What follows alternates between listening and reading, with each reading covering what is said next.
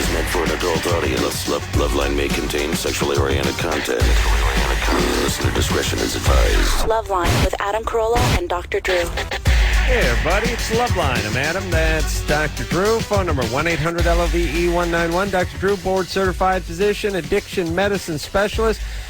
Tonight, an interesting show. Dr. Bruce Hensel's here tonight. He's a medical journalist for NBC, and also for many, many, many years. Well, I don't mean that in a bad way, but you know what I'm saying. I know you from the TV is what I'm trying to say. Yeah, Stryker's already put me up there with the Staples, not Staples Center, but the Staples with Hal Fishman. I think I'm on. Not been around that long. Hell, I toss you in with Dunphy, too. His name did come up, by the way. We did. Oh, yes, yeah. And then we went on to He's talk been dead for a few years, so that's the problem. We went on to talk about Staples and then no Staples. Yeah. Yeah. Those Lakers. Oh, Staples Center, yeah, yeah. By the way, all right. Well, I was driving in. I saw the big "Go Lakers" thing on the Staples Center thing, which is look. They lost 2 hours ago. Someone's got to hop on that sign. They just lost. You know, let's go, people. It wasn't a cliffhanger either. No, 25 points. Also, Rene is in here now. Rene is the subject of a documentary called "The Opposite Sex." Rene's story, a very interesting story. Drew, tell it. Yeah, well, I'm having Rene tell it. Rene, tell us. All right, Rene, you tell it. By the way, it's on Showtime. It's currently airing on Showtime, and you can go to www.show.com to find out airing times. Yes, this is a topic that comes up on the show periodically. We've been wanting to dig into gender reassignment. Yeah, and so Rene has had this experience. So you're on.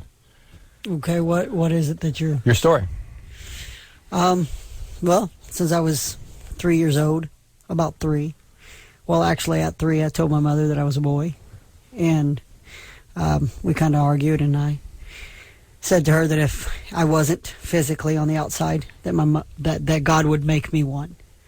And pretty much in my life have not ever turned back from that statement.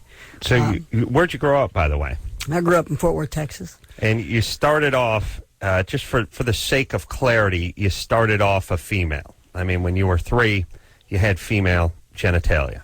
Yeah, I would never say I started off a female. I know, but yeah. Here's the problem: if we get into semantics, it's going to get confusing for people that are listening. So, just for the sake of the people listening at home, a lot of them stoned, quite frankly, and drunk behind the wheel. Makes it that much worse. Which is our key demographic, the drunk driver. We'll just say started off as currently and that kind of stuff.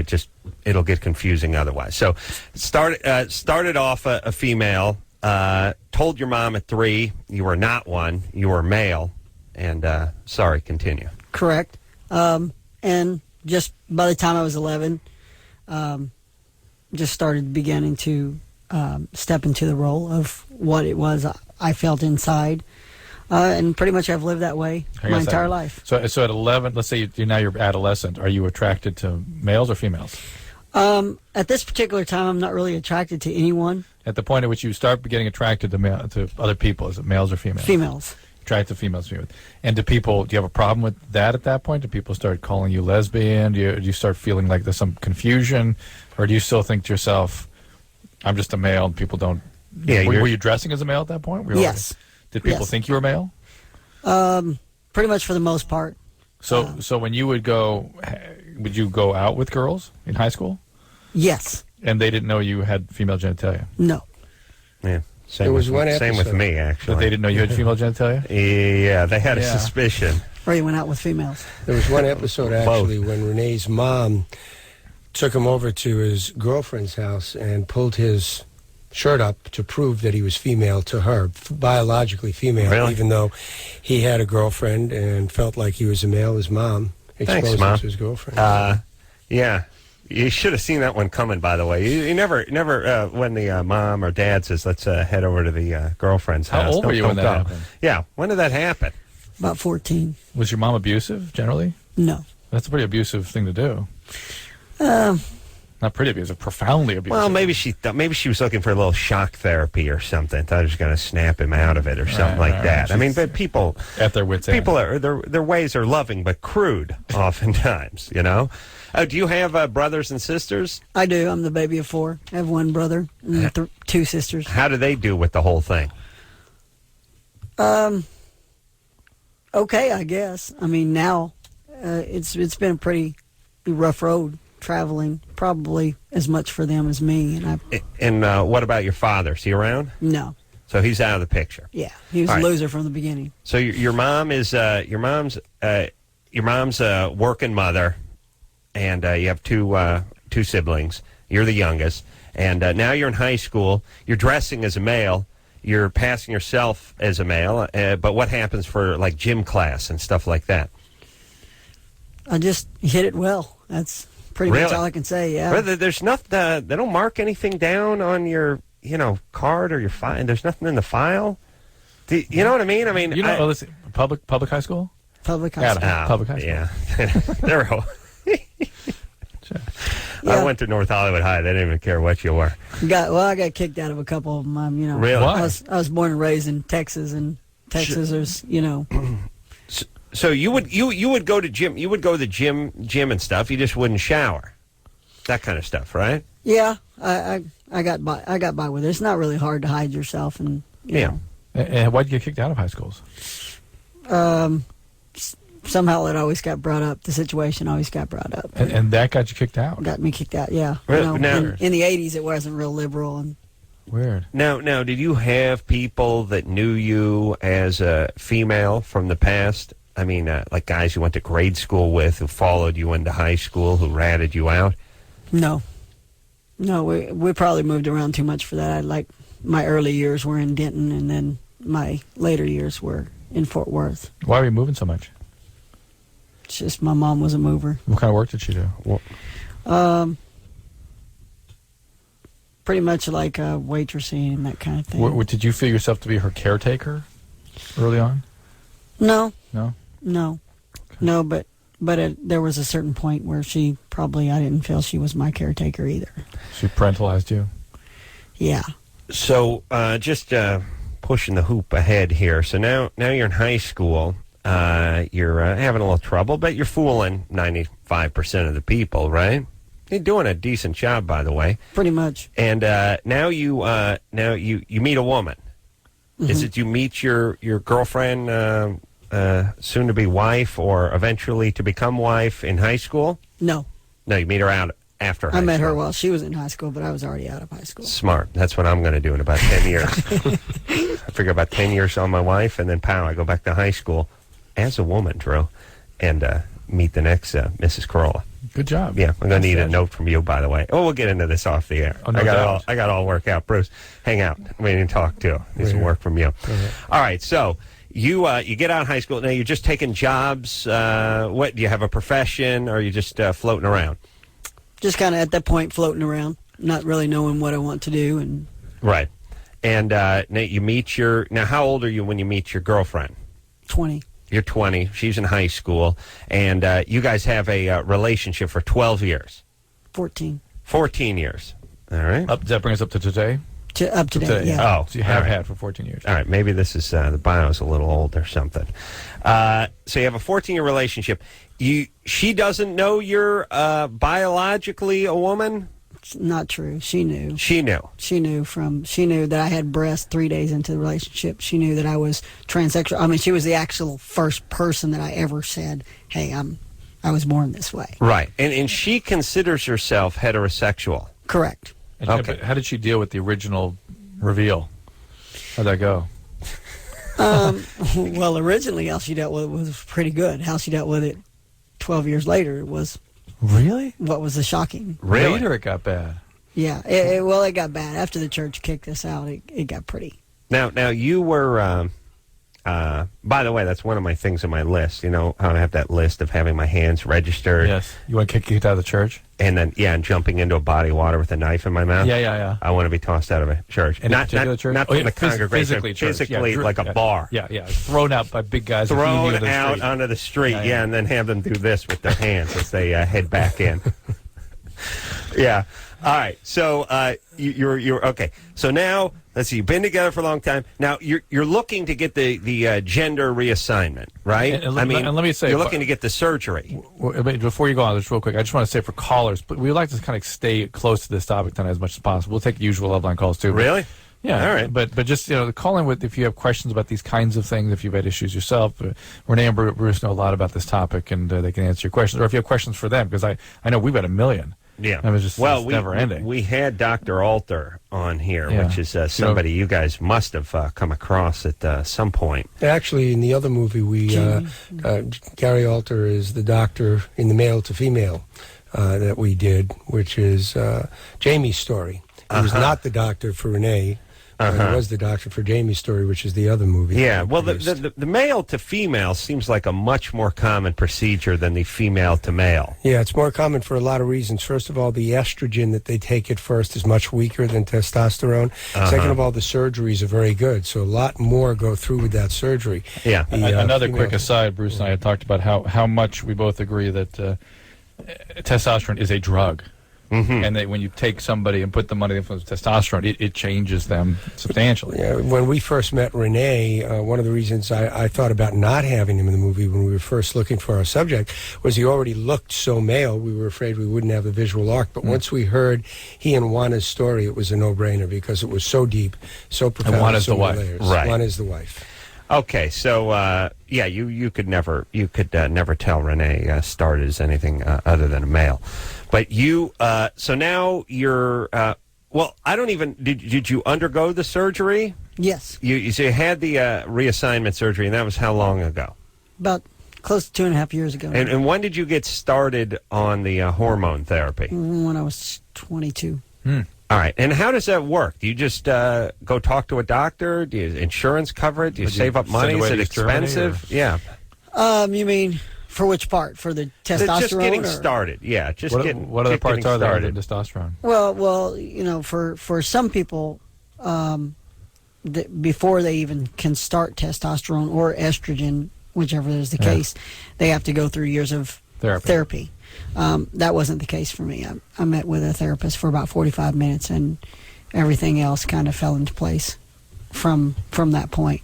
Mm-hmm. And so then you go talk to a doctor that does this, and you begin the therapy. You begin the estrogen therapy, or testosterone therapy, with like a note from the therapist. You have to get a stain stamp. Sane stamp, like on something. I need one of those too, by the way. No possibility. Yeah. I think that many different people may want to put themselves into a category of transsexuality. I think that people have different reasons for it. Some people were actually, like me, feel they were born in the wrong body, and it starts at a very young age. But different people have different reasons for doing it, and so because of that, some people are required to go through years and years and years of... Right, but I mean, do you have to present something to the doctor who begins this therapy with you? Well, yeah, sure. I mean, the doctor that's going into it has to know that, you know what you're doing. But it's just a communication from the therapist? It's a wide... I'm talking about like a protocol here, an official protocol, not an emotional, not a state of mind. Harry Benjamin standards. Yeah, they're the Harry Benjamin standards for gender reassignment, but what is that? Who is Harry that? Benjamin is an association, was one of the therapists who treated Christine Jorgensen, who was the first transsexual to actually have surgery in 1954, who, believe it or not, had more print written about it than any human being up till that point. But that's not a strict protocol. What you get is, let's talk about reality here. What you get, some people get to hormone specialists, endocrinologists, without ever going through therapy, and the hormone therapists give them the hormones. Really? Just like people can get other drugs. Some people go to a therapist, then get to the hormone therapist, but almost all of them need to go through what's called an RLT, real-life transition, where they take the hormone for a certain period of time and dresses the opposite sex before the surgeon will consider them for the surgery. So the big step is the surgery part, not the hormone part. Well, some people think we do a panel after the movies to talk to other people because there are different paths from Renee. Some people stop short of the surgery. The surgery is not the answer. A lot of the males do, right? A lot of the female to males do. They get such a physical change with the testosterone, and the surgeries are so lousy in some cases that some people stop. And there's something that came up before that I want to bring up to you and to the audience. Who you're attracted to and who you feel like inside. Gender and sex are two completely different things. I've met people who wanted to be women who were biologically male who were attracted to women, the same who were attracted to men. I've met women who were attracted to men but wanted to be biologically male. I met one man who wanted to be, I met a woman who wanted to become a man. It's hard to keep the pronouns straight sometimes. Yeah, I'm not sure if I should get a boner or not. I'm all over the map. Well, that's a little worrisome overall. Yeah, well, but thankfully my reaction time isn't what it used to be, so we're cool as long as we keep moving fast. This woman wanted to be a man, but wanted to be a gay man, so didn't want the surgery. Right. So she was a woman biologically, but stayed a woman biologically to live with a man. So gender with a gay and man. sex. Right, exactly. Because when the patients I've treated a lot of them, male to female transitions, about 80% of them did so to have lesbian relationships with females. Absolutely. And in the male to female, the numbers are very different. They're almost reversed. But it's not a catch-all. It's very different for everybody. But what I learned in the course of making this movie over 2 years is that sex and gender are two different things. Who you feel like and who you're attracted to are not always something that's in concert. Well, that's because what people don't understand about transsexuality is I didn't change my body so that I could go out with a woman. If I was a lesbian, I would be like, hey, I'm a lesbian. Yeah. I don't give a what you think. Right. But that's not the case. I was a man born inside of a woman's body, and that caused me problems. And I didn't change over into this body so that I could go out with women. I changed over into this body so that my outside and inside come together. Well, let me ask you this: your wife, who's not a lesbian, at least that's not that wasn't her sexual proclivity. Hadn't been with women before you, right? Correct. And presumably had been with men before you. Correct. And now you guys engage in what would be, I guess, considered lesbian intercourse, right? I mean, before the surgery. No. No. What How's that you work? would consider lesbian intercourse, but some people might consider it that. Well, I mean, the same action that a lesbian would go but through, no, the same physical action. But no, No? I mean, she never physically. She never touched gave you me. no oral sex? No. It's no. a deal breaker. Nobody did. That's a deal breaker. You also said that nobody had ever seen you naked. Nobody had ever seen me naked, including my wife. Including your wife. Until after the surgery. So I'm a very rare case. I mean, well, what's going on with her? I mean, this seems like. I'm sure she's in love with you, but I'm just thinking at a certain point, you want to see your rig partner naked, don't you? Yeah, but only she gets the oral sex. This is something you need to rig up in your life. Oh, I see. All right. I'm slowly getting back on board. As a man, you don't understand what a woman goes through sexually, just like as a woman. Yeah. She doesn't understand what a man Well, goes through. I know there's a difference, but this is pretty far off the charts. You know what I mean? I mean, there's fluctuation and there's variability and everything, but this, not seeing your partner in the nude for 14 years or 12 years before the surgery or whatever it is way, way off the charts.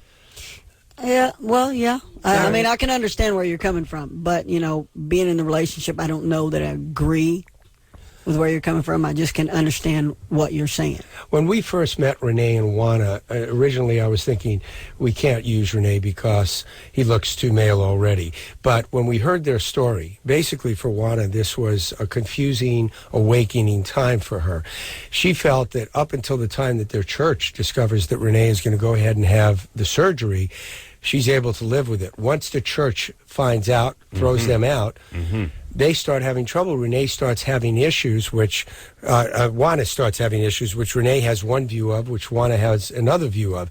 She starts feeling like she's not so sure this is where she wants to be. Rene starts feeling like she's abandoning him, and that's part of what happens in front of the camera. It's an issue for both of them. For her, she was very young when she met Rene. She meets Rene. She lives with him. She's very much in love with him. And then when he has the surgery, things change. When he decides he's going to have the surgery, everything changes. Who dropped the dime on you at church? Actually, I dropped a dime on myself. Oh, really? It came out. Well, my wife's brother and his wife were kind of troublemakers and went to some people in the church that they knew were going to gossip and told them that I was really a woman. And from that point, it just kind of snowballed, and I had somebody come to me, and when they come to me, I said, well, yeah, this is true, and let me explain to you. And so at this point, I went to the pastor of the church, which was a really close, I thought, friend of mine, and say, here's what's going on, and here's what's happening. And so he feeds me a load of crock when it's just me and him, because he was literally afraid I was going to be. Oh, wait a minute! Well, you can't say the S word. Oh. I know it seems like you should be able to on this show, but it'd be very bizarre. I'm just picturing Rene beating the S out of me. Unacceptable. Not being very confused. Okay, it's really, it takes a while. It's like some sort of altitude you have to adjust to with the he or she or he started as and went back, or female to male, male. Blah, blah. It's like, and I always feel like I'm a step behind the whole thing. I want a chalkboard always. Like this goes this way. I need some form of a graph. So let's get to the surgery part. You had the surgery, and it worked. I mean, it came out. You're satisfied with the product? I don't know that I'm 100% satisfied, but I'm a whole lot better than where I was. I'm whole. They make it out of your forearm? Oh, no. There are two types of surgery. Yeah. There's one called a phalloplasty, where you take tissue from elsewhere. The problem with that is, although it's large, it doesn't have sensation. Another one is where you build it up from inside. It's called a metoidoplasty. Rene had a variation of that, was an experimental procedure. The problem with the metoidoplasty is you don't get very much tissue. With the phalloplasty, you don't get much sensation. The surgeries are weak, and Rene got an experimental one, which is a little bit...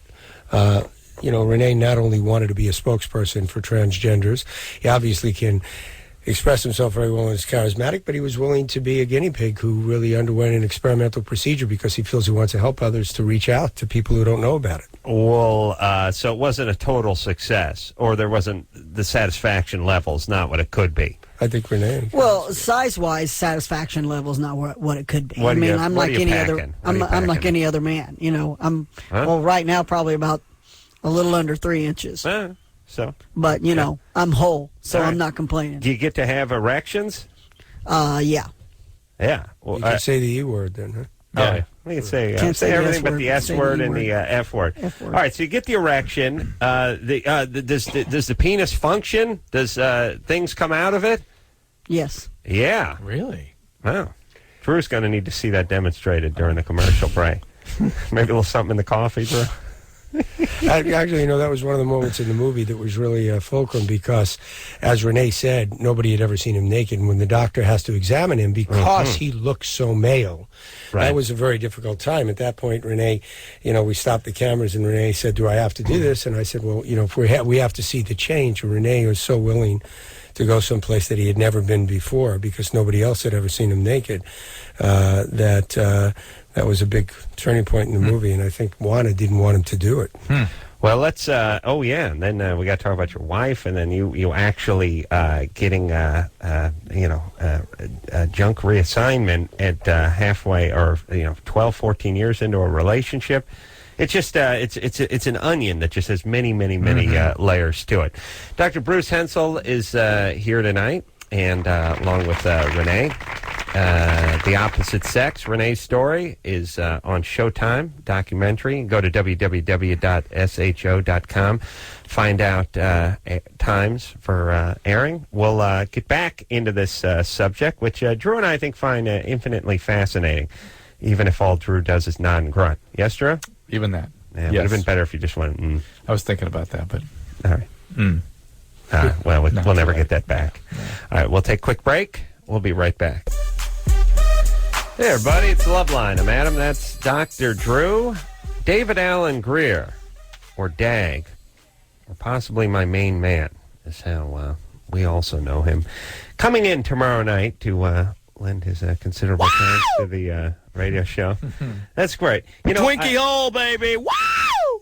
Dag comes in once a year. I slide the chair back. I get in about 4 syllables an hour and let him carry the show, and then I get angry at Drew when we're done because I realize that's what Drew does every night. Just nod and breathe, buddy. But I feel like I haven't even done a radio show. Drew, when you're driving home, do you ever think, well, where was I? What was I doing? I must have some kind of nighttime gig. I wonder if I manage like a KFC or something. I'm going to smell my cuticles. Maybe I'm in fast food. Oh, we get paid the same, too. Dr. Bruce Hensel here, everybody, from NBC all those years. Won himself a Emmy.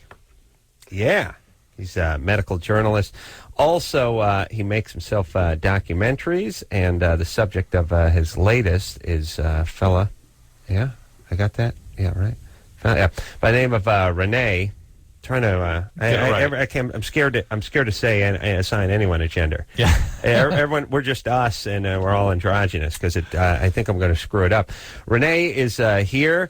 Rene was born with female genitalia. Lived his life until what age, Rene? That's with before the gender reassignment surgery. Yeah. What age? What age was the surgery? 31. Till 31, and then had the gender reassignment surgery. You can go to www.sho.com to see when it airs on Showtime, by the way. All right, and so the surgery was an experimental variety. Overall, you give it a 5. I mean, it's not exact science, right? Depends what your Is it done? expectations are. Is there more to go? Well, Renee has had a couple of touch-ups already, right? And still more to go, And right? something comes out during orgasm? Mm-hmm. Wow. Jeez, I'll tell you. Well, he's not. That's going to be my new, when they go, they can put a man on the moon, but they can't make a toaster oven. This is my new man on the moon. It's not going to be semen and sperm. Oh. Because you're not going to make that unless you've got the prostate. apparatus to make that, right? And Confetti. Renee's surgery, of course, required a hysterectomy as well, although he had been on testosterone for so long that his internal organs has pretty much shrunk. And well, I got a couple. First off, they charge, chicks get a break on, like, car insurance.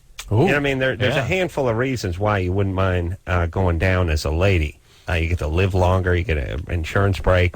What do you got? Like your car insurance, you paying the male rate or the female rate? I'm a male. So you're paying the male rate? Just if that's what you pay, that's what I pay. I'm not sure what I pay. You pay male rate. I may even pay like the a-hole rate. Are you angry, Renee? No? Okay. For what? I don't know. Just you seem like you're PO'd or something. You're cool? No, yeah. Okay. Yeah, I'm just trying to figure out where to come from. Well, I'm just saying, like, you always considered yourself a male, but I don't know what the government, for instance, would do. Like, if you wanted to join the Army, I don't know that they would just let you join the Army. I don't think they would. Well, there's a lot of ignorance. There's, I mean, No, I don't mean commentary. I don't just mean what that. the facts are. Just Right, the they facts. wouldn't let Just you do interested that. In the facts. Well, what does this country well, do? in the facts, there's a lot of ignorance. But what would the fact be? Would they allow you to join or not because you're female? That's just the question we're asking. Right. I'm not Probably making a not. political they statement. don't tolerate you being gay. So why would they tolerate you being transsexual? Well, they let you join the army if you're gay. Well, I think And they let you join if you're female. They got the don't ask, don't tell thing. All right, I was trying to get you a break on your car insurance. That's all. back. All right, let's okay. So the gender reassignment went okay. Something comes out, but it's not semen. What is it? Well, it's natural fluid, bodily fluid. From like Bartholin's glands or something? Where do they hook up? Internally. I mean, women, some women have orgasms with fluid. Yeah. So it's just not that simple. We're all born female. When we are technically inside of our mothers female until we're 3 months of age inside the womb. And we all have, I don't know which words I can use here, but we all have female genitalia. Then if testosterone shows up in the bloodstream, that changes to male genitalia. If you don't have testosterone inside your mother, that never happens. So you can be XY and born with female genitalia, and then you don't find out until you're 13. You don't menstruate. They do a chromosome test. You find out you're XY. That's called a pseudo-hermaphrodite. So it's just chemical. Isn't that testicular feminization? No, that's a pseudo-hermaphrodite. Testicular feminization is when you start out as a male, but you XY, actually yeah, have the female, feminization, see, right? yeah. So Right. That's when your wife confiscates your nutsack. Didn't that that's happen to it. you? That's yes. That happened about yes. 12 years ago. When did you get married? 91. So yeah. Honeymoon, 91. Testicular feminization. the point is that the apparatus starts out the same. So medically, it's not as major as you think it is. To go from male to female, Right. it's actually what they do is they invert the organs and they create the female out of it for female What to male. about It's a little bit- long-term medical effects, for lack of a better term? I mean, do people know how this affects you down the road? Well, we haven't had long-term studies, but we do know, for instance, there was another movie on called Southern Comfort where the arrogance of the doctors really failed the patient, where even though it was a female to male transition, they did not take out the ovaries, and the person ended up Cancer. dying of ovarian cancer. Yeah, So, you gotta do that. But if you take testosterone, Hold on, that was called Southern Comfort? Yeah, the reason I know it doesn't sound very No, but comfortable.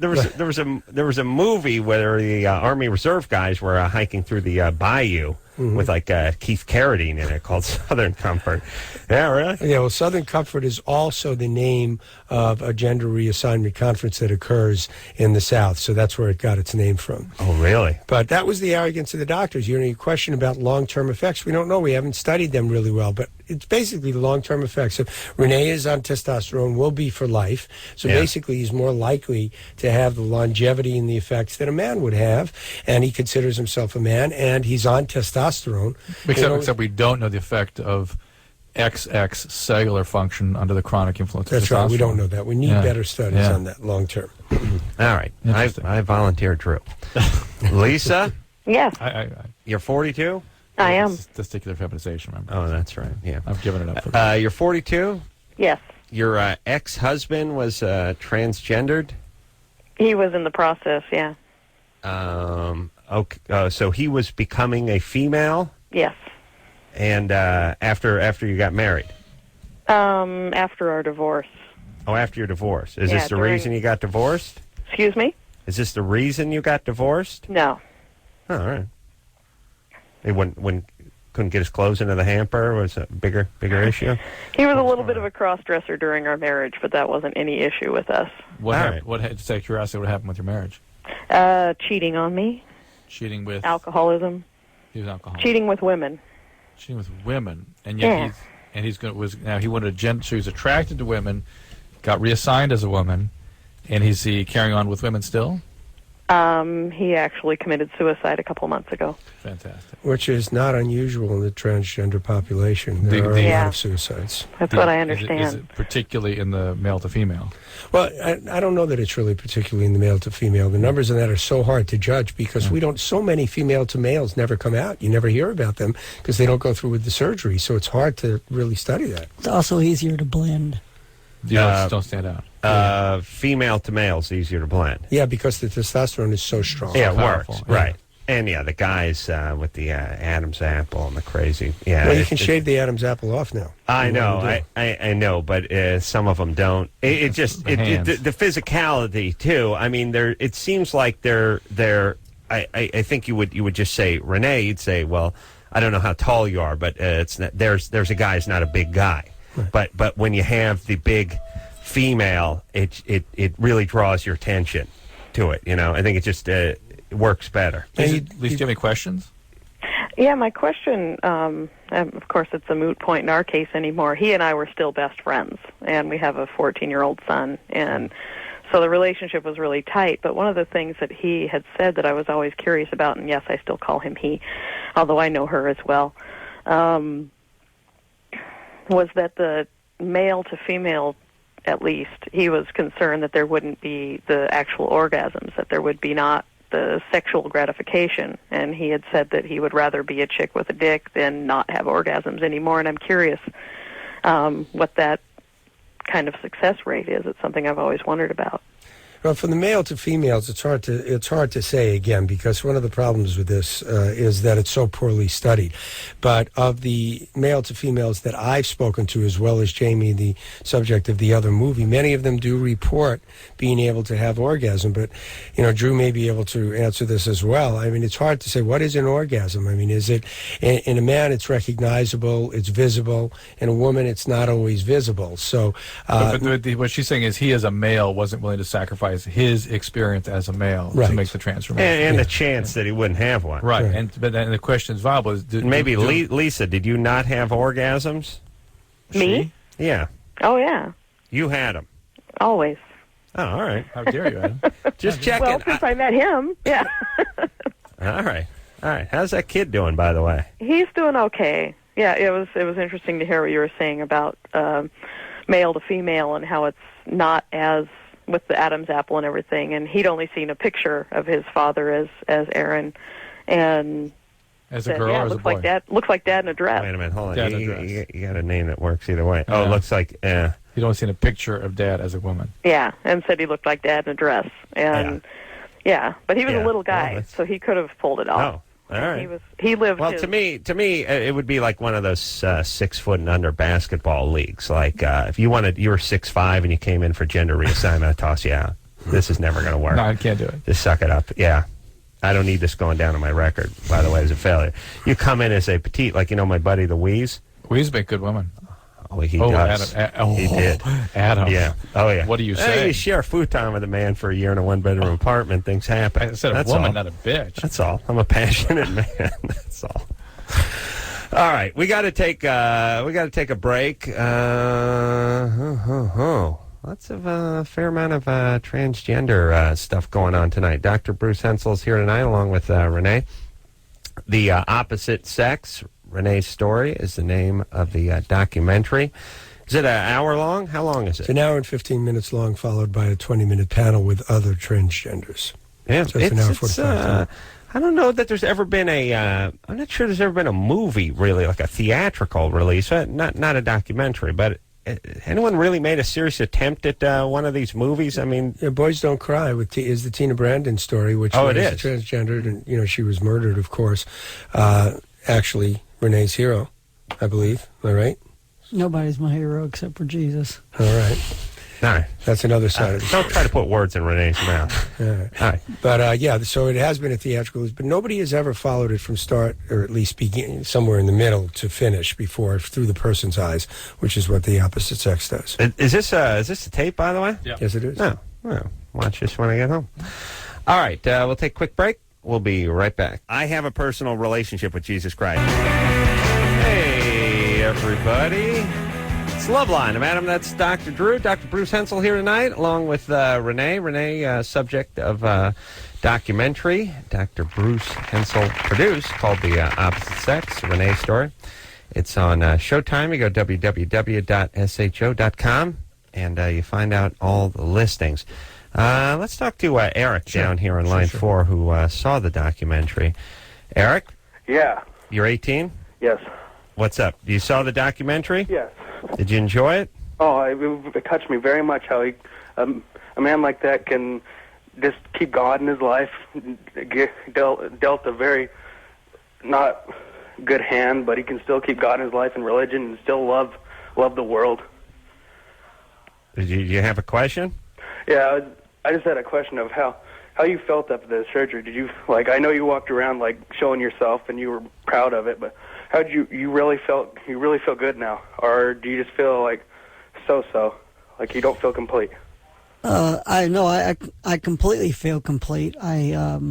It's just a totally different world. All the problems that I had prior to that movie are gone. I have new problems with dealing with penis size and things other men deal with normally every day, which really was never a problem before because I didn't have to directly deal with those things, to whereas I have to directly deal with those things now. But hey, those are good things to deal with. What were the problems before the operation that have gone away?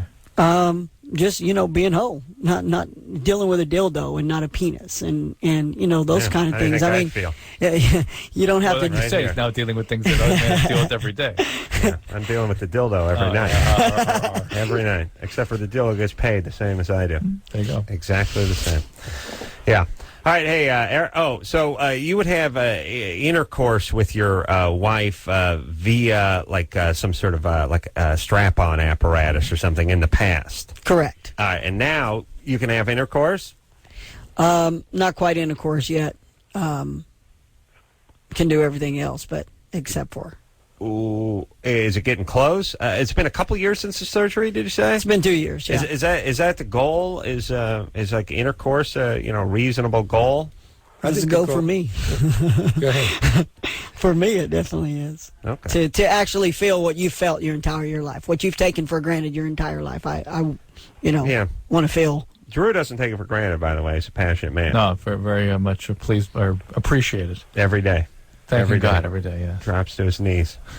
Or actually, when his wife drops to his knees, he appreciates it. Renee, often, one of your major goals was feeling whole, right? Yeah, that's the only goal, is to feel body and soul. For you to have your outsides and insides. For me, match. yeah, for me. I can't speak for the entire transsexual community. I can just only speak for myself. Speaking of transsexual community, Cindy? Hello. You're 19? Yes, I am. My question is, my friend has sex with transsexuals, and both women, and he says he doesn't like men at all, and he doesn't consider these transsexuals, yet they have penises. Wait, those aren't transsexual. Are they transsexuals or they transvestites? They're transvestite. That's a guy just dresses as a woman, let's just say. No, they take. Hey, shut up. They take hormones. Shut up. Okay, I'm listening. Shut up. Thank you. All right. Then people. The reason I'm doing this, I'm putting on hold because people get very confused about this. They call the wrong people transvestites and transsexual, and it kind of comes interchangeable and all that kind of stuff. So stop me if I'm wrong, and we'll just do one gender here.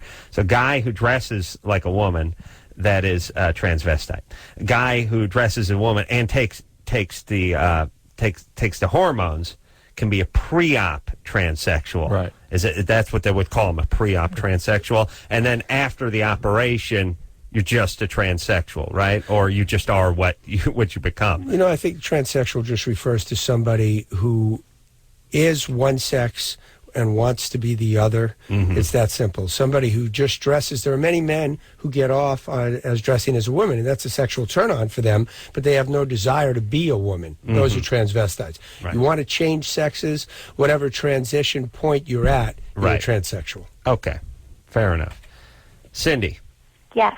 All right. So now we're back, and your friend, who's a male? Yes. Is with men who present as women. He does both. And women who present as men. I know, but listen, goofball, can you make us more confused? You're calling about the fact that he has relations with... people with penises. People with penises. Is that right? Yes. Yes. Exclusively? No, he does both. Well, I want to hear both... The ladies and the I males. thought you meant maybe both was female to male transsexuals. Oh, no. I meant he has sex with women and... Right. Okay. Is one of them you? No. Do you like the guy? As a friend. No, I mean like. Yeah, what are you so invested in the guy for? Well, we've been friends ever since we were 14. Okay. And you're not attracted to him? No. All right. Okay. So I kind of view him as, I feel like he's denying his sexuality. Well, it doesn't seem to be. It seems like he'll take on all comers. Yeah, he's saying he's heterosexual. Well, he has gay sex with these people. Yes. And yet he passes himself off as heterosexual. Yes. Was he sexually abused growing up? He was physically and emotionally. And maybe sexually too? Because that kind of confusion usually means some never sexual... admitted that. Well, if the kids that are physically abused are then good targets for sexual abuse, so I think you can pretty All much, right. Well, pretty much bank on that. Either way, the guy's compass is spinning around like he's in the Devil's Triangle. Yeah, here's the thing. Cindy, I don't think it's your job to really explain to him what his sexual proclivity is or put a label on him. If you want to be friends with him, just be friends with him. And I would probably try to stay out of that whole side of his life because it's going to get ugly. And if he's confused, get him some therapy so he can clarify things. All right? Remember, this is about sexuality, not about gender. It's not necessarily what he feels like, it's what he's attracted to. Right. That's sexuality stuff. Yeah. And that's what's spinning around for him. Well, and he may be bisexual. Maybe he don't have the problem with who he is. She has the problem with who he is. Yeah, maybe it just turns him on, you know? I mean, whether that's right, wrong, or ill or healthy, the point is it turns him on. That's not about gender. I think it's the denial part was the part that she was focusing on. But anyway, all right. I'm tossing our guests out of the studio, and we're going to do a second hour as a regular Loveline type hour. I want to thank Dr. Bruce Hensel for coming in here, and Renee, and tell everyone to go watch The Opposite Sex, Renee's story, on Showtime, and it just airs different times, so you can find it by going to www.sho.com and watching this documentary. Thanks, guys. Thank you. It was a pleasure. Thank you. We'll be right back after this. Hey,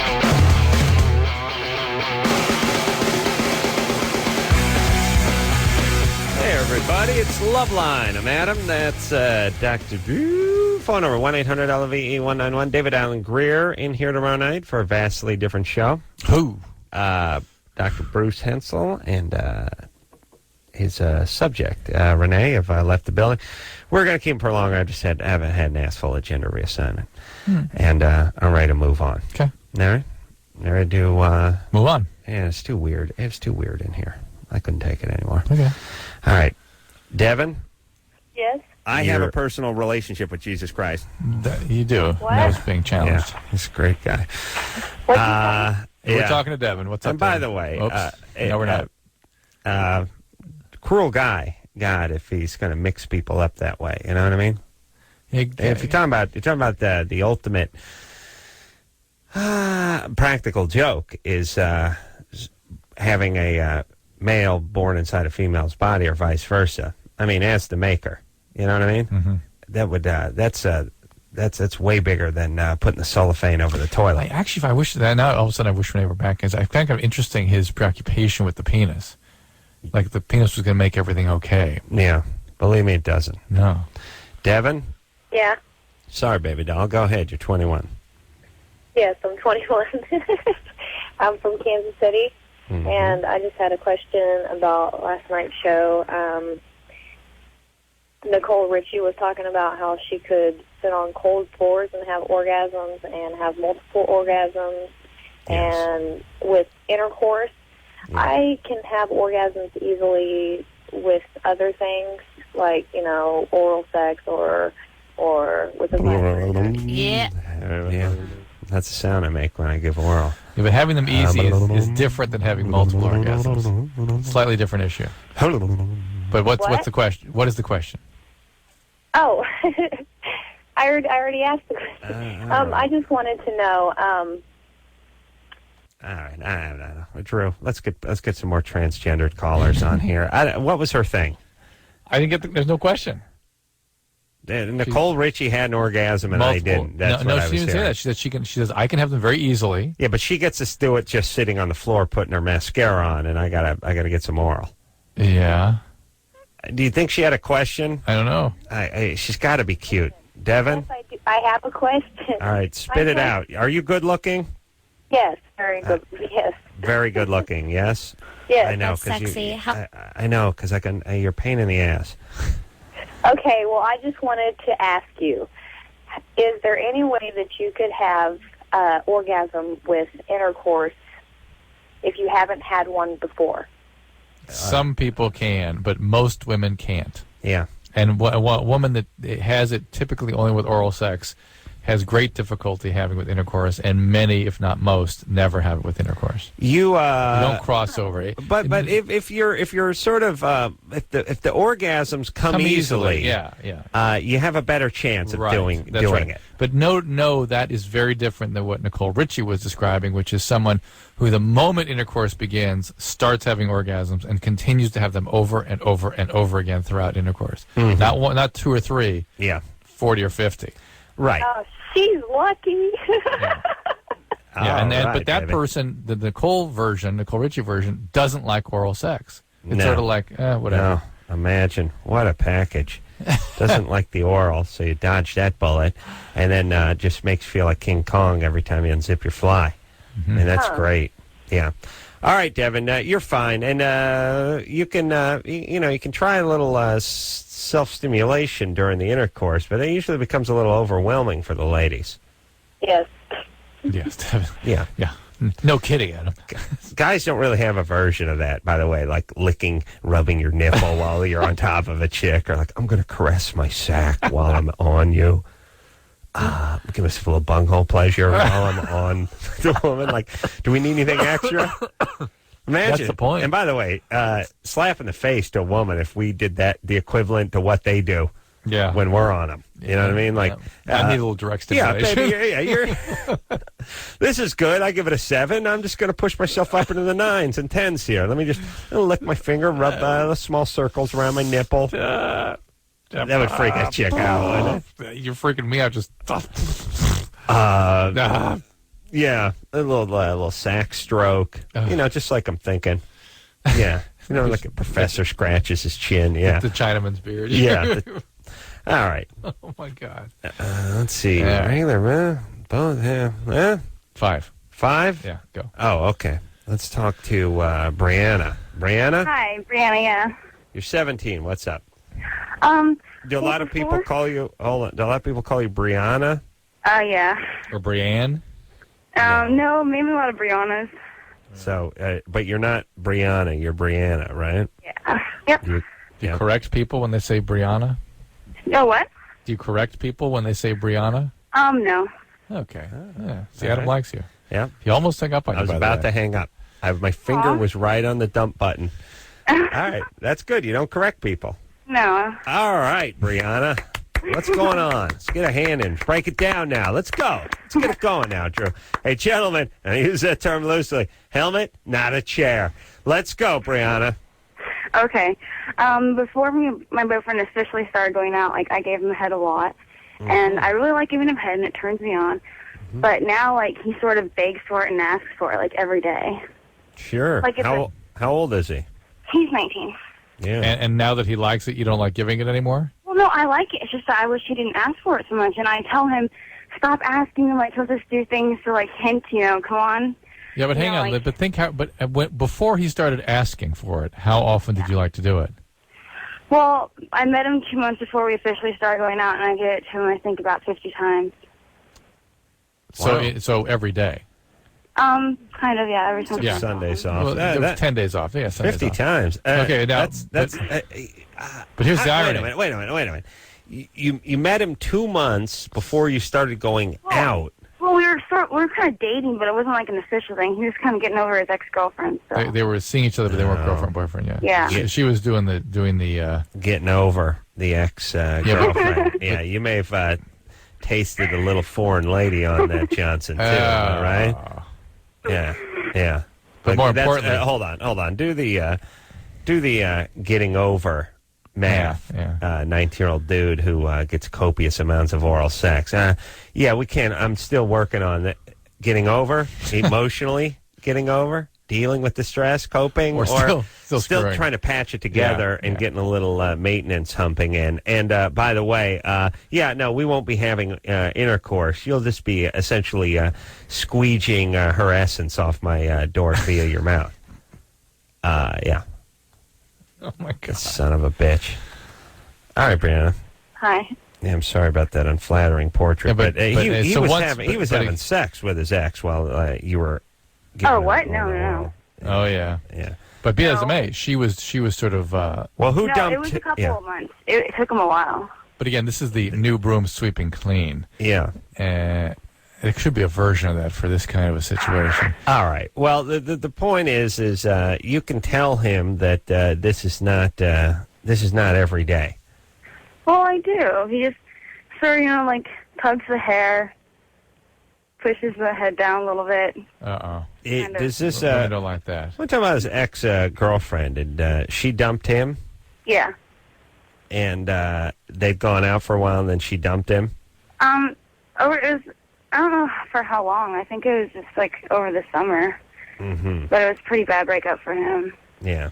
But notice how. But patch that here's back the deal: together. when he's still with someone else and he's not really available, Brianna's in. Well, sure, because she's selling at that point. And as soon as she lands him, and now he wants to have a relationship and is interested in her on a daily basis, she's not interested. Well, that's the interview part of the job. Now she's on the job. It's no good. And she's working at the post office. Time for a new job. This is what you get. Yeah.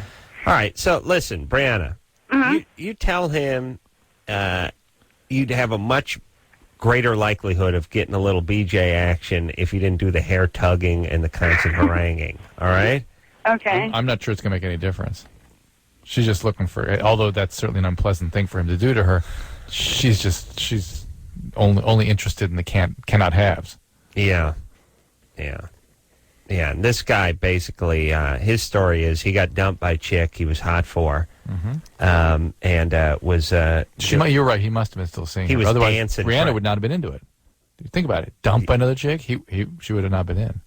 Yeah, he got dumped on. He got dumped on. He was trying to patch it up. He was trying to work on it, trying to scrape back into the relationship. Meanwhile, he was on a little methadone maintenance with Brianna. Methablone. Over here, a little methablone.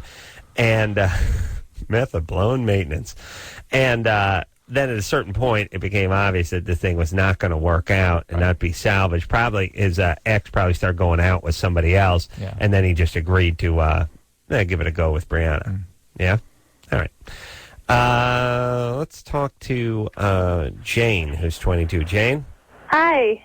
What's up? I'm on my second month of NuvaRing, and I'm wondering, well, what I was told was that the NuvaRing had less hormones since it was directly in your vagina. Right. So I'm wondering, well, doesn't that decrease the chances of decreasing your sex drive? Yeah, they're right, because it doesn't have so many systemic effects. That's correct. Mm-hmm. Okay. How do they get that in there? You make it skinny and just stick it up there and leave it in there. Taco it. Yeah, taco. Yeah, so you fold it over in half, right? You make the circle into a eclipse, kind of. Kind of like that Instead cup, but without the cup. Like a what without the cup? There's like a diaphragm. Yeah, I guess. Oh, okay. Like the ring on a diaphragm. Yeah. All right, so you fold it out. Like a cup, but not a cup. What did you say? Like a cup, but not a cup? Oh, there's a like a Instead cup that's rubber and it has stuff for your period. Oh, really? Yeah, it's kind of. I didn't like it. Has stuff for your period? Yeah. You mean like in lieu of using a tampon? Yeah. Oh, I mean, hold on a second. So it's like it's like a rain barrel as opposed to a sponge, right? Nice. Yeah, kind of. Wow, and from what I remember, it was actually more of a half of a condom with a little thing, with a little rubber thing. That's what it reminded me of. All right. So anyway, you got the NuvaRing up there, right? And the 3 weeks that I have it in, I don't really. It seems to me like sex. I just don't care about it. And then the week that I have it out, I'm back to my normal self, where I attack my boyfriend. There you go. So I'm wondering. You got to talk to the doctor about it. It may not be the right hormones for you. Do they adjust the hormones in those NuvaRings? Harder to do. Yeah, no, it's hard to do that. But so it's not like the pill. Yeah, it's not all these different varieties. No. The NuvaRing's just a NuvaRing. I'll look it up. There may be a couple of doses, but it's much less choices. And pardon the pun, but it's impregnated with hormones. Yes, the rubber and it like releases. Mm-hmm. Holy Christ! What is going on out there, Drew? Good times. Yeah, I got to get something. What do you mean? Just as a guy, on one hand, it's like, well, good riddance. We don't have to deal with any of this stuff. On the other hand, women have about 700 million more products than we have. Yeah. Like we got aftershave and toilet paper. I don't even know what we get as a guy. What do we get product-wise? I mean, we get it all happens later. Yeah, but we get urologists and I'm talking catheters. Drew, listen to me. Product-wise, no, I know. What do we get? Believe me, they're products. You just ain't seen them on the show. Look, I'm not talking about. I mean, national brands. Yeah, I'm just talking about products. Yeah. I'm not that you would purchase at a store, not stuff you get at a medical supply house. Right. I'm just junk. Women have 450 things that go in the coos alone. Yeah. We got nothing. We got a condom. How about things that just goes on hair or goes on eyelids? Oh, eyelids. Think about it. I didn't even know I had eyelids. You don't. Yeah, guys, and we got nothing that goes. Here's what we got for the eyes. We got sunglasses. And I got one of them big lovey shade things, big furry shade things I like to nap on the plane with. But that's it. And yeah, okay, listen, if you're gay enough, you can use some of the exfoliating scrub or whatever. But I get you know where we beat the chicks out on? The acid reflux stuff. We get to eat more of that stuff. But nothing to say they can't do it either. It's not just for them. Yeah, I know. But then they would say, well, you could put the eye stuff on. But no, that's for you. Yeah, do we have anything that's peculiarly, uniquely for male? Yeah, a C-ring. C-rings, you're right. You do the C math, by the way. You're right, but there aren't that many product variations around the C-rings. And here's the thing, too. Like, you sit around and watch TV, it's just everything, Yeah. Especially if you're looking at any chick-oriented whatever. It's all the commercials. You get nothing. We're left out. Ironically, who pays for it, Drew? That's right. Me and you. Me and you, my brother. Well, that's because you have all that, the male has such an advantage in the salary department. That's right. Yeah. That's right. That's the only we get reason. everything handed to us.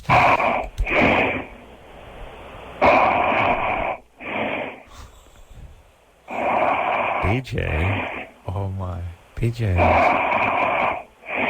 Novelty sleeping. PJ's been on hold for 94 minutes.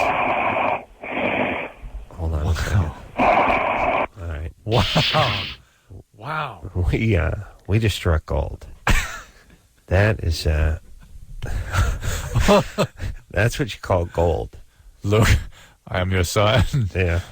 Yeah, go ahead, right. Luke. I am your son, Luke. I am your father. If you wake him up, I'll kill you. Oh, there we go. There we go. Now, here's a couple of things. First off, BJ swears up and down to his buddies he doesn't snore when they're mad at him. He's mad at them, but they bring it up. Yeah, I like that too. I like that one. I really enjoy that one where you go camping with one of your buddies. You guys end up in the same hotel room, whatever the situation is, and the guy wakes up the next day and he's like, "Dude, you were sawing logs all last night." Hey, I don't snore. I'll kick your ass. That's what I do. I make it up. I do that sometimes. I'll do it with my wife. Right in the middle of the night, she's I don't even know if she's breathing. I knock her. Quit it! I yell at her. Then give her an earful the next morning. Yeah, like, that's what you do? It's a comical. Funny. Everyone does that, that's right? One of those, and that's all you need to know about how horrible humans are. When somebody says, hey, you were snoring, I said, no, I wasn't. Really? What was I hearing? What's in it for me? That's what we have to ask ourselves. What's the motivation? Yeah. So you made no audible sound came out of your mouth. I just falsely accused you of it. And perhaps if you really were snoring, I would have let you slide. Is that the thing, or would I say something for that? Oh, too? dude, the motivation is you're trying to humiliate me, man. Yeah.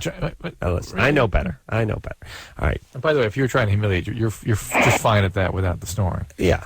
There are other ways to do it.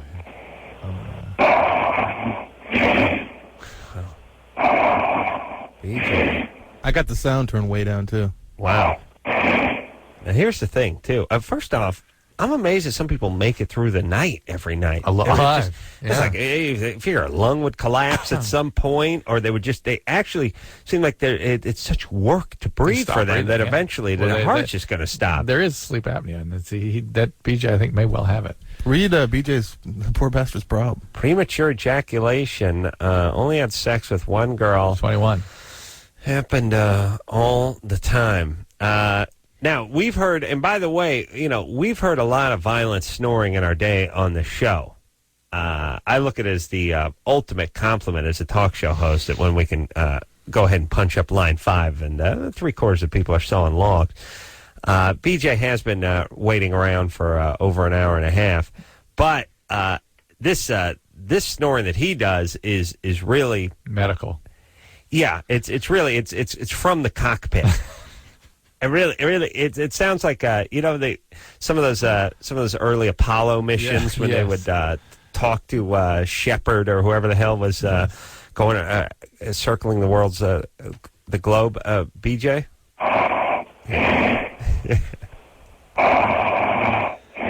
Well, that's it for the show, Drew. This is the rest of the night.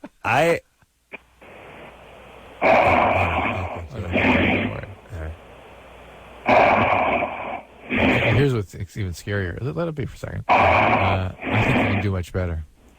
Oh, BJ? Yeah. Oh, no, this is him. He's sitting up. I think this is at his He best. hasn't hit REM yet. Yeah. This is at his best. If head goes back, on his back. Oh, yeah. Yeah. Yeah. BJ is not a small boy. No, that's not a small boy. Guys with initial names are usually, they go about 80 pounds more than your average guy. That's number one. And then guys who... obstruct when they breathe. No, yeah, but I'm picturing the curtains moving in the room. Yeah. Like it's like Fred Flintstone. Ooh, you almost... I'm amazed too. Behind a Barbera cartoon. I'm amazed at the guys who snore too, on how much variation there is in even like a 30-second period. That it's an all night. I mean, you're sawing away all night. You'd think you'd pretty much just put together a kind of a Three Stooges novelty snore, and that would be that would be it. But they're all over the map. Yeah. Like you'll just see them. Like they'll do an inhale and an exhale. They'll put together about 5, and then the 6th one's like all of a sudden there's a huge deviation. That's why the sleep is so disturbed, because it causes arousals all night long. And having to work against it, it's actually puts tremendous pressure on their heart. Actually does. So when Fred, inhales and the curtains come in, blows out and the curtains go out. Right. Uh-oh. Oh. It may have been what we call nocturnal emission.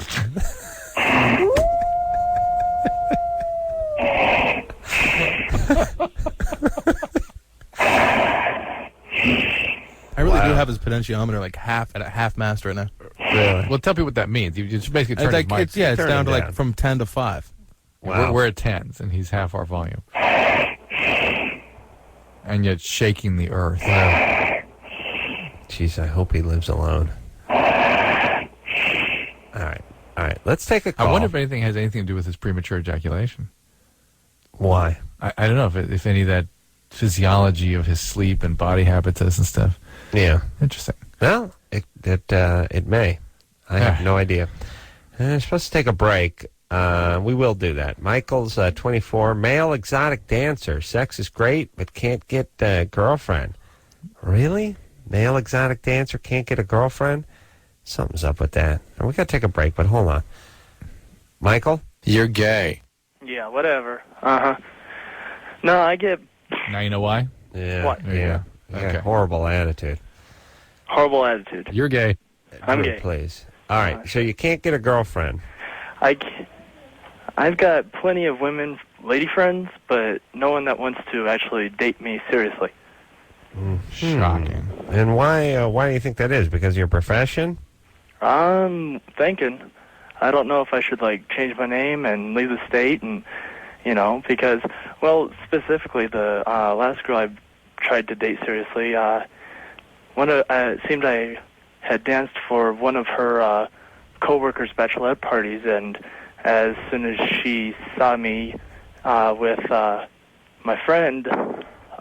she ratted you out? Yeah. All right. I pretty much bet that it won't make any difference if people knew his job or not. What's that? I pretty much could bet that it wouldn't make any difference if people knew his career or not. If she was really into him?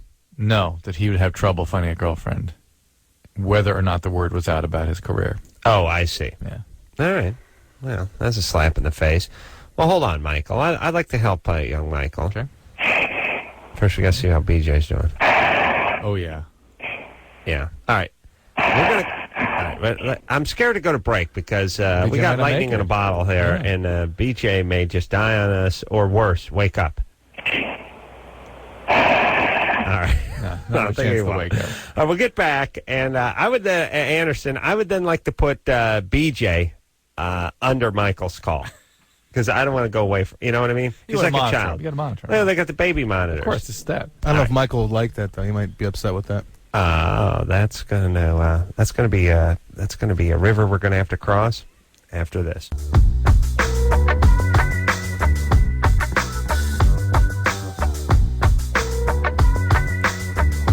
Hey, everybody, it's Loveline. I'm Adam. That's Dr. Drew. Hey, just go ahead and eat those. Drew got himself some M&Ms. The thing came out. The machine did that thing where, Drew put his 50 cents in. The thing came to the very edge and then just stopped. And Drew then viciously attacked the machine like the ape on the Samsonite commercial. Huh. He went after that. I've never seen such upper body strength. And Drew did a move. It was a clean and jerk move. He put shiver. Put his right. Well, first he threw a quick forearm shiver to the machine to loosen it up. Then he threw his right foot back, put both his palms on the top edge of the machine, and pressed it so that it actually tilted back at about 45 degrees.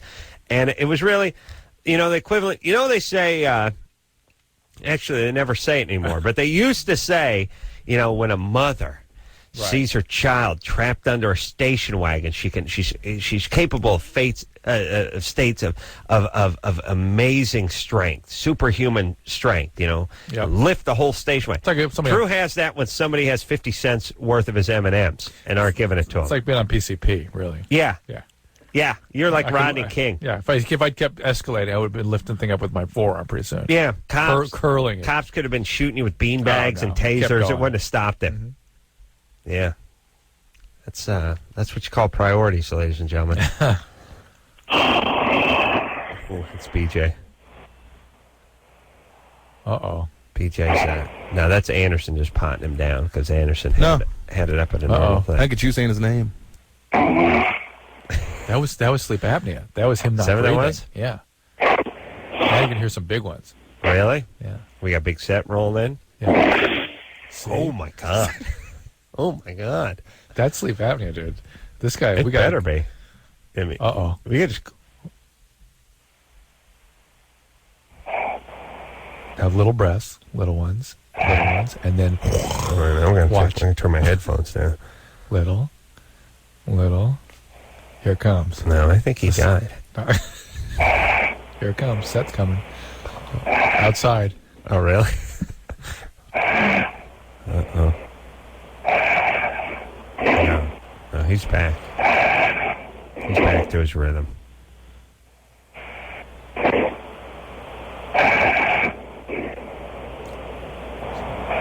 See all that shallow breathing? It's got to be followed up by some big ones. There we go. Oh, there we go. All right.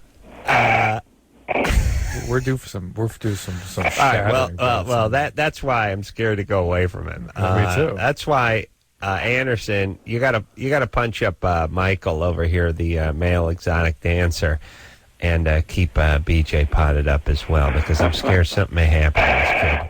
There we go. There's just plenty of women to date, just none that I want to. The ones I do get screwed up real bad. What do you mean get screwed up? Well, like I was telling you earlier, with the one girl and her friend getting caught through that, it just really getting really irritating, and I'm... Well, how many dates did you have with the girl? Oh, well, we've...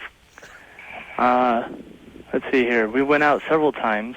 Then it got to the point where after she found out what I did, she got real interested in it for a while. We talked about it almost nonstop for like 2 weeks, and then about your job. Suddenly we were too good of friends to date. Okay. BJ has very strong feelings about it. BJ just weighed in on that one. Speaking of weighing in, what do you figure BJ goes about 3 bells, 4 bells? 350. All right, Michael. I really don't think it's the work. I really don't. It's seems I like don't it's either. easy Now, to blame it. It's part of the problem. Do you work at a club, or do you just do like bachelorette parties? It's more money if I do private parties. Let's put it this way. Do you find that all your peers that do this dancing cannot have girlfriends? The women they date generally are not the women that I want to date. All right, but they have girlfriends. Interesting. Yeah. All right. And how much do you make at a bachelorette party, average? Out here, it's not too well. When I was out in the East Coast, I was doing $500-600 a night, but I'm back in New Mexico where I was born and raised, and now I'm lucky to top two. Although you can get a nice apartment in New Mexico for $400 a month, right? I'm moving as soon as I can. Why? And what are you doing back there? You need some money. Well, let me ask you this: Do you ever have sex with any of the women in the bachelorette party? No, because I kind of stick to. I've got a few really good friends with the benefits going on. That's all I stick to. All right. There's just too much stuff out there to take the chance. All right. Anderson, hang up on Michael, please. Thank you, BJ. BJ, I much agree. more entertaining. I agree. Okay, so here's the thing. Some's a little up with Michael. Which is what I was picking up on the it's beginning. not the profession. And let me say this, by the way, ladies and gentlemen. All the stuff you attribute, reasons as to why you're not getting some or getting too much or whatever. It's all just dust in the wind. Yeah. If chicks are into you, they're into you. Right. It's not the car you drive. It's not you giving them cocaine. It's not the money in your pockets. All that stuff. Sure, it helps. It helps if you pull up in something nice instead of a piece of ass. But either they're into you or you're not, or they're not, and they really don't care so much what you do. And especially a stripper, they'd go for that.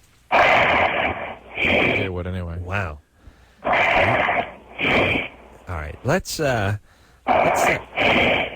talk to Summer Anderson, and again, we have to keep BJ on line one, who's been on hold for now 106 minutes. Summer? Yeah, BJ's doing a little snoring for those of you who just tuned in. Summer? Yes, What's happening, baby doll? You're 25. I'm 25. Mm-hmm. And me and my husband went to a social event this weekend. Social event. Yes. Mm-hmm. I won't tell you what. But we lost each other there. Wait a minute. Was it some kind of swingers party? No, it was a concert. No, you Weenie roast. got the weenie roast? I can't tell you that. All right, hang up on Summer, please, Anderson. No. Okay, Hang up. It's too late. Hey. Hang up on her. Thank you. See ya.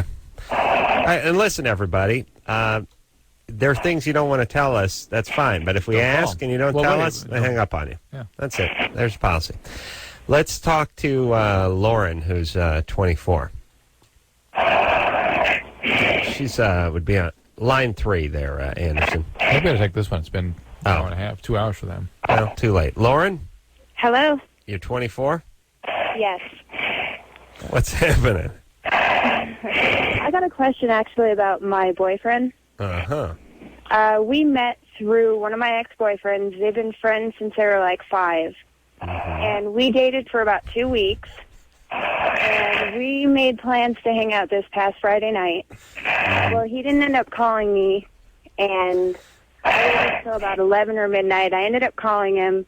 He was really loud with me on the phone. Started swearing at me, calling me all kinds of names. Wow.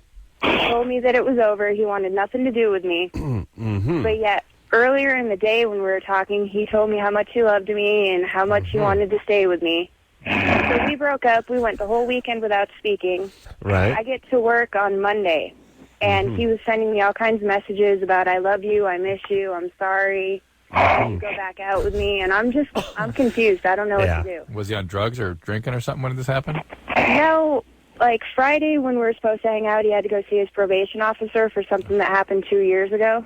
Yeah, That was alcohol related. And when I called him, he was at the bar. And he told me pretty much, if you don't trust me, don't call me ever again. And it's not- What are you getting into trouble with the law for? He got into trouble. It was 2 years ago. He got a DUI. I see. So he's an alcoholic. So now, Hold on a second. You don't get a probation officer because you get a DUI. well, it was a minor offense. It wasn't anything major. Yeah, why did he get a probation officer then? I don't know. See, that's something I don't know. Well, wait a second. When did he get the DUI? 2 years ago. 2 years ago. Yeah. Yeah, you get a probation officer when you go in the joint, not when you get a DUI. Well, he did tell me that he spent 6 months in jail because of the DUI. Okay, that means it was his third DUI. See, I don't know. Yeah, you don't how sweat the many details. had. The point is he's an alcoholic. Or he had other more serious offenses. That's a best case scenario. Yeah, right. 3 DUIs is a best case scenario for this idiot. Well, he's not an alcoholic because we'd hang out all the time, and he doesn't like to drink that much. Where's my bourbon? I know, but you know what's great is really, and only Loveline callers are capable of this kind of denial, which is, I called him. He was at the bar. He was yelling at me. He was yelling at me. He got in a little trouble because he was talking to his probation officer over a DUI offense he had earlier. And how dare you ask him to be in a bar? But he's not an alcoholic. He doesn't like alcohol. Well, really? He's not. To me, an alcoholic is someone that drinks every day and they're dependent on it. Nope. And That's the end stages of alcoholism, Lauren. Yeah, look, he was at a bar talking to his probation officer about his last DUI. No, he went to the bar after he talked to his probation officer. That's even better. Okay. That's even better. I'm sorry. Hey, listen, when you're wrong, you're wrong. Yeah. I owe you an apology. Talk to his PO and then went to the bar. Okay. I'm just trying to figure out, because he wants to get back with me, and I'm just trying to figure out if how old is he? How old is he? He's 22. Okay. Do you have any kids? I have a 2-year-old son from my ex. All right. That I was with for 3 years. Was your ex an alcoholic too? My ex, he's not an alcoholic, but he's quite violent. Was he a drug addict? He's not a drug addict. He used to do a lot of drugs when he was younger, but now all right. Listen, clean. Lauren, here. Okay, let me, Drew. I know you got stuff to say, but I got better stuff to say. You Mormon? Here's the deal. No, I'm not Mormon. All right. Here's the deal. I expect BJ to answer too. I know. No, I'm not. Well, two snorts for no, one for yes. Lauren, you got a kid. You got a little bit of a wide ass, and you think your number's been lowered, and you got to settle for 22-year-old guys, parolees, who verbally abuse you when they're in a blackout state. Right. Okay. Well, that's the first that he's ever done. Hey, Lauren, just listen. I know stop making excuses. I know your dad was a world-class jackass and an alcoholic himself, and that's all you know. But for Christ's sake, on behalf of your kid, huh?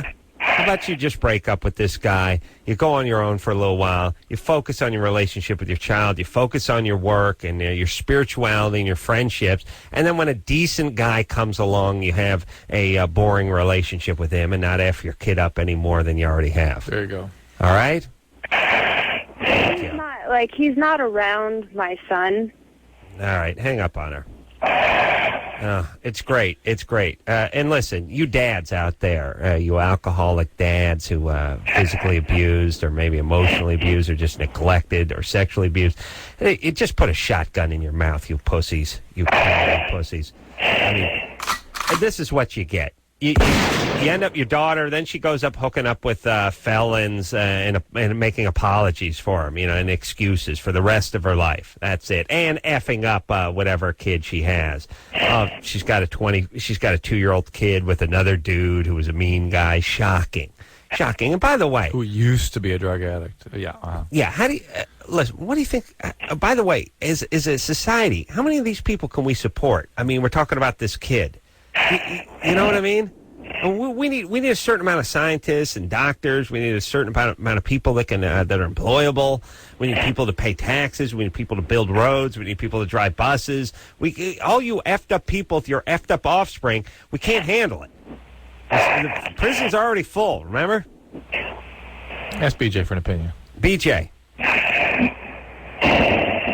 That's right. See, when you're right, you're right. All right, we got to take a break. He agrees with that, too. BJ's 21. It's been on hold for now 106 minutes. Well, I haven't been on hold all that time. He's been entertaining us for much. Oh, yeah, he's been on the air for about 40 minutes. He has a narcolepsy problem. That's sleep apnea. Sleep apnea. That is snoring you're hearing, everybody. Yeah, We're concerned that's he the may way expire in, right? if we don't keep it monitored here. Yeah. We'll take ourselves a break. Drew, he's calling from Nevada. Maybe you should head out there with a crash cart.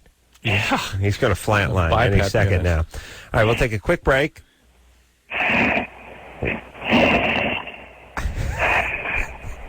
There we go. There we go. He'll be right back. Loveline. Okay, wait. My hair. We'll be right back.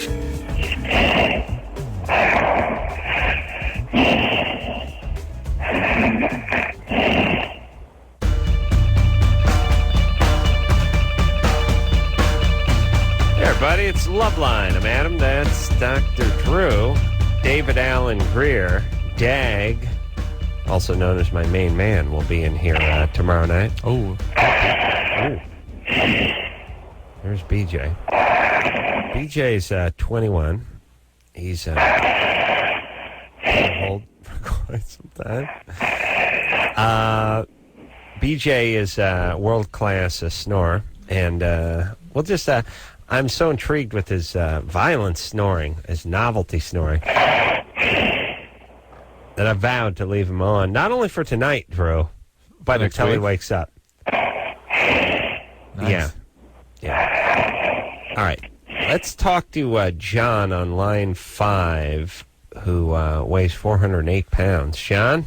How's it going, Adam, Dr. Drew? How are you doing, John? I'm doing pretty good. Do you snore yourself, John? Actually, I do. I have mild sleep apnea. Mm-hmm. But BJ's not so mild. Yeah. Actually, I'm having gastric bypass, the Roux-en-Y. Mm-hmm. Oh. Yeah, I'm having that next Thursday. Uh-huh. And now you're 408 pounds. How tall are you? 6'2". 6'2". Yeah. And you're 19, which is relatively young for the gastric bypass surgery. They're doing so much of this now. These bariatric procedures are just so common.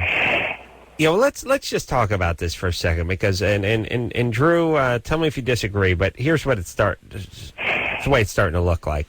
If you're Anderson, pot BJ down for just 1 second. I gotta not too far down now. Not too far, but we'll pot him back up for a second. But John's got a serious call and deserves a good answer.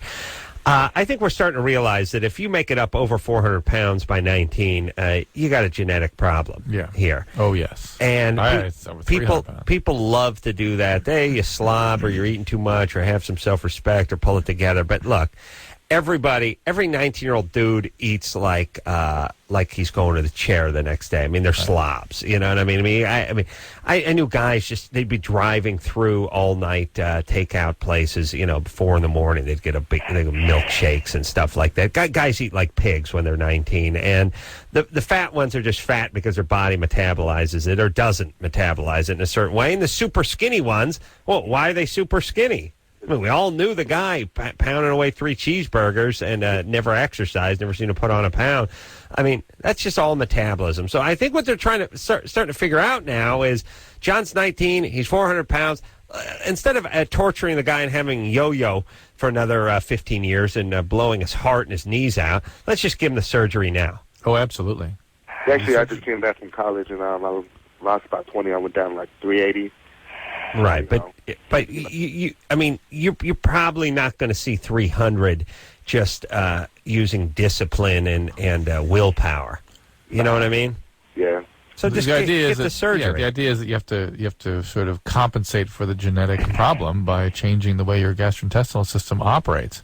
Well, exactly. That's the Roux-en-Y. By having the Roux-en-Y, you can't have. I won't be able to have any sugar. Only Splenda.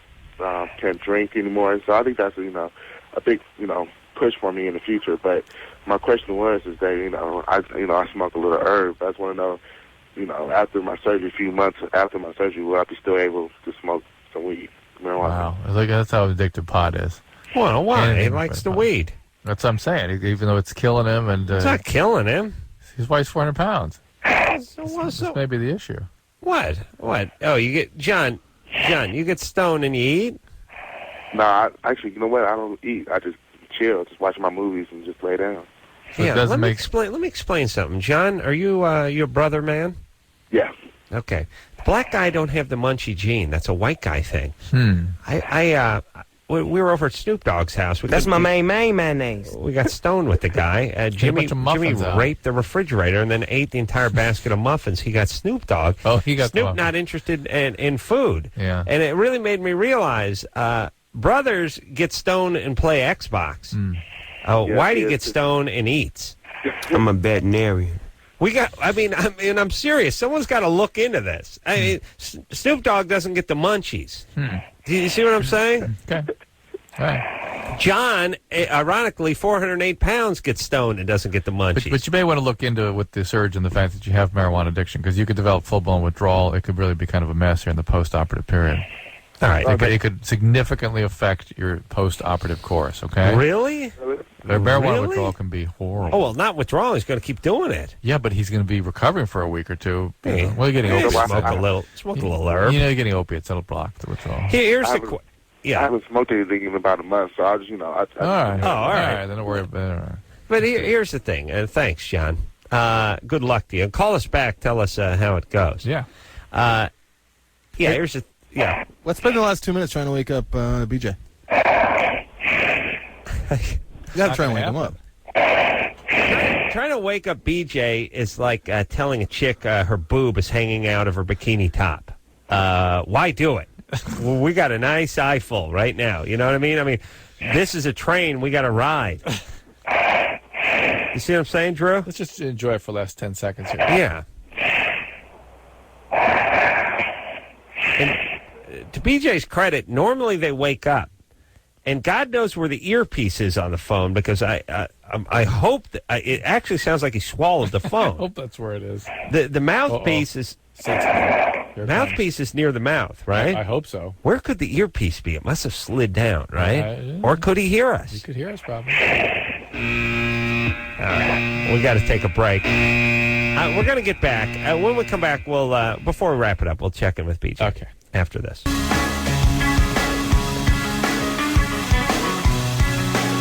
Well, that's the show, everybody. BJ potted up, Anderson? Yes, he is. He's alive. It's good. All right. Nasal BiPAP, monsieur. Got to get some nasal CPAP going for him. Force some oxygen into those lungs. Yeah. David Allen Greer in here tomorrow night. Oh, God. I hope BJ makes it till tomorrow night, though. So until next time, it's Adam Carolla for Dr. Drew saying mahalo. Nobody's my hero except for Jesus. This has been Loveline. The opinions expressed on this show are not necessarily those of the staff, management, sponsors, or this station. The producer for Loveline is Ann Ingold. Loveline is a presentation of Westwood One Entertainment.